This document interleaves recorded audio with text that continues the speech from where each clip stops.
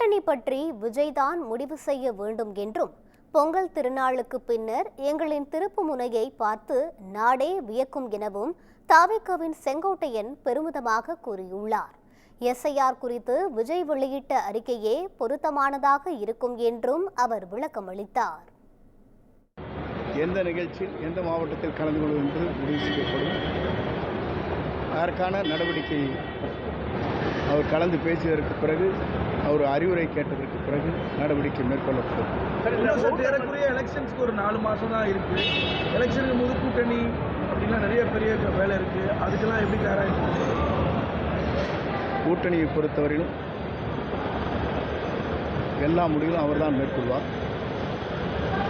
எங்களை பொறுத்தவரையிலும் சிறப்பான முறையில் வெற்றி பெறுவதற்கு வேண்டிய பணிகள், ஆயத்த பணிகள் நடைபெற்றுக் கொண்டிருக்கிறது. உங்களுக்கு பிறகு என்ன நடக்கப் போகிறது தமிழ்நாட்டில் மாற்றம் என்பதை நீங்கள் காணப்போகிறீர்கள்.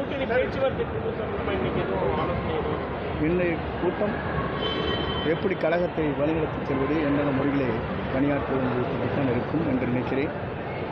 அதற்கு பிறகு அவருடைய ஆலோசனை கேட்டு அதற்கு பிறகு உங்களுடைய தெளிவாக சொல்லுகிறேன். ஈரோட்டில் பேசும்போது அவர் சொன்னார், இன்னும் நிறைய பேர் வர இருக்காங்க வேற கட்சியில் இருந்தாங்க. அதெல்லாம் எப்போ எதிர்பார்க்கலாம்?